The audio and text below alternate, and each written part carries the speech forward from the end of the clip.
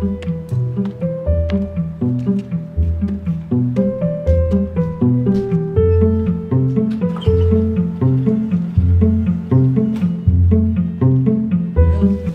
안녕하세요. 저는 호랑이보다 무서운 겨울손님 연출한 이광국이라고 합니다. 이렇게 많이들 와주셔서 진심으로 감사드립니다.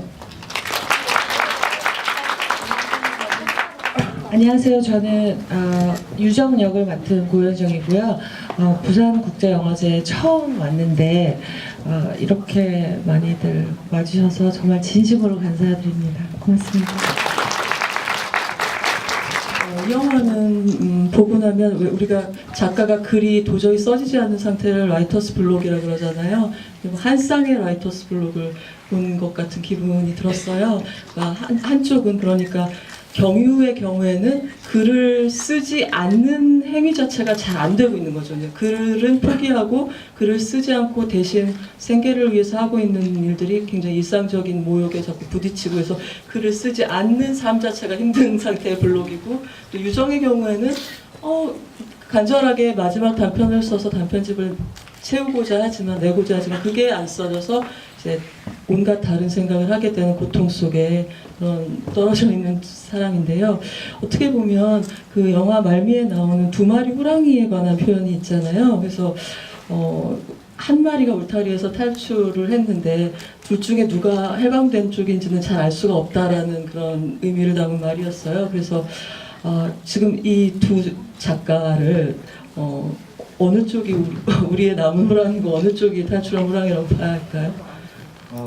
이야기 쓰면서 그렇게까지는 생각을 안 했었고, 경유와 유정이 각각 다른 삶을 흘러가지만 제 바람은 이 둘이 결국은 하나의 사람처럼 보이면 좋겠다라는 생각이 좀 많이 있었던 것 같아요. 네. 그 고현정 씨께 여쭙고 싶은데, 일단 이 시나리오를 받으셨고 또 준비를 하는 과정에서 유정이에 대해서 어떤 질문을 감독한테 던지셨을까, 감독님께 던지셨을까, 아니면 전혀 뭐 그런 문답 없이 바로 시작을 하셨을까 궁금했어요. 캐릭터나 그 유정이에 대한 질문은 안 드렸었던 것 같고요. 네. 그냥 영화 전체 시나리오가 저는 너무 좋다고 그랬어요. 그냥 보통 그래서 이 표현이 지금 신뢰의 표현인지 뭔지 모르겠는데 독립영화라고 하고 저예산 영화라고 하는 그 영화들을 이렇게 시나리오 받아서 읽고 하면 굉장히 어려운 영화들이 많았었어요. 제 입장에서. 읽기에 네네, 어려운 네. 영화들이요. 네, 이 표현이 좀 죄송하긴 한데 좀 구구절절하다 항상 이렇게 뭔가 그래서 그렇지 않은 느낌 그리고 이렇게 뭔가 뭐 이렇게 영화적이다 굉장히 오히려 이미지적인 그런 게 있고 이렇게 글을 쓰는 사람들의 이야기인데 뭔가 그 영상이 어떻게 이게 담아질까. 그래서 사실 글쓰기 하는 걸 영화로 보여주는 게 너무 힘든 일인데. 네, 근데 의외로 그게 굉장히 궁금해지는 그런 느낌을 받았어요 시나리오가. 네. 그래서 하고 싶다고 제가 그래버렸죠. 그래버렸어요. 자, 그리고 감독님, 저 전작인 꿈보다 해몽도 추운 겨울이 배경이었고요. 거기 보면 제가 그 당시에도 말씀을 드렸지만 어쩜 이렇게 주인공들이 연인도 있고 그런데 카페 한 번 안 들어가고 벤치나 뭐 이런 한 대를 전전하면서 이 대화를 계속 나누는가 너무 안쓰럽다 이런 생각을 했었는데, 이번에는 이제 집이 세 개나 나오긴 하는데 세 개의 집을 경유가 전전하다가 또 막상 그래서 결국 글은 또 길바닥에서 다시 쓰게 되는 거예요. 그래서 뭐 이런 약간 좀 불안정하거나 혹은 긍정적인 이런 툭 터진 공간에 대한 이끌림 같은 게 혹시 있으신 건가요? 네, 제가 평소에 주로 길에 있는 것 같고요. 맞아요. 제가 잘 알아요. 너무 잘 마주쳐요. 길을 다니면 그 넓은 서울에서. 어디 들어가서 있는 거 조금 불편한데 거의 길에 있기도 하지만, 사실은 독립영화를 하면서 사실 제작 여건 같은 거를 시나리오 쓸 때 생각을 안 할 수가 없어서 처음부터 어떤 제약을 제가 정해놓고 시나리오를 쓴 경우가 많이 있었거든요. 왜냐면 그냥 상상하는 대로 다 펼쳐서 쓰면 막상 이게 현실적으로 영화로 만들어질 수 있을지에 대한 고민을 안 할 수가 없으니까 저한테 주어진 제약 안에서 그 안에서 할 수 있는 베스트를 찾으려고 많이 해서 오히려 아무래도 제작비 때문에 그런 영향도 있는 것 같습니다. 그래도 감독님과 통틀어서 유정이가 제일 아늑한 공간을 갖고 있는 분이었던 것 같아요. 세 편의 장편을 통틀어서. 자, 굉장히 현실감이 있는 시나리오죠. 그 극 중에서 유정이 어떤 옷을 입는 사람일 것인가 이런 거를 전 보면서 이게 조상경 감독님과 배우의 합작일 것인가 막 여러 가지 상상을 하면서 관심을 가질 수밖에 없는 종류의 옷들이었어요. 그 매칭시키는 방법. 그래서 조금 의상에 관한 뒷얘기가 혹시 있을까요?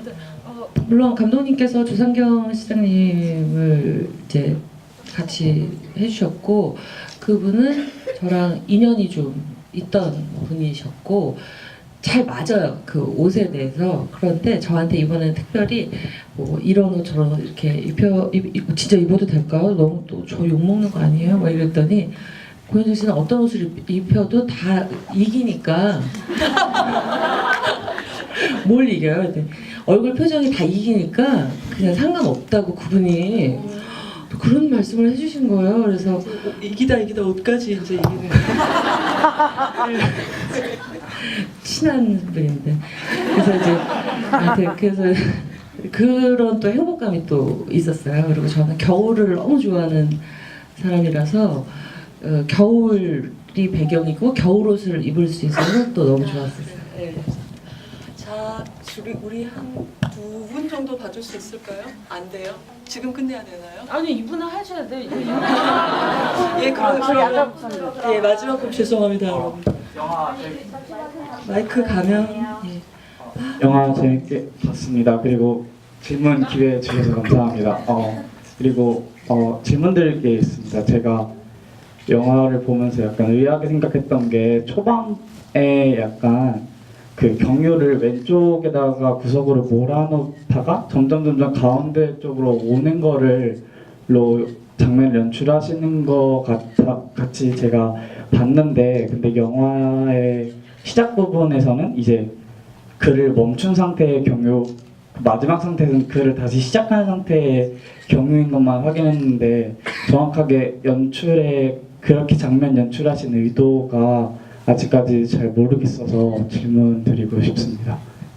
네, 이번에 그 촬영해주신 감독님이 김영구 촬영 감독님이라고 제가 되게 존경하는 촬영 감독님이신데 시나리오 드리고 부탁을 드리고 나서 준비를 할 때 저는 이번 작업은 촬영 감독님 의견을 최대한 좀 많이 반영을 하려고 했었고요. 그러니까 뭐 앵글을 잡을 때 제가 원하는 앵글보다는 촬영 감독님 먼저 앵글을 잡아주시면 그걸 기준으로 뭐 다른 의견을 조율하는, 그래서 의도적으로 뭐 주인공을 이렇게 뭐 왼쪽부터 센터로 옮기자 차차 이런 의도는 없었고요.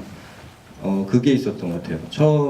그러니까 보통은 영화에서 인물들 좀 타이트하게 잡아주는 경우가 많은데 제가 이번에는 그렇게 안 하고 조금 멀리 시작해서 점점 사이즈가 커지는 방향으로 상의를 드렸었던 것 같고요. 그래서 현장에서 배우분들이 리허설을 하시면 촬영 감독님이랑 저랑 그걸 같이 보고 촬영 감독님이 카메라를 어디다 딱 놓고 제가 보고 좋습니다 감독님 이렇게 하고 했는데, 이제 기준 하나는 그거죠. 처음부터 타이트하게 들어가지 않는다.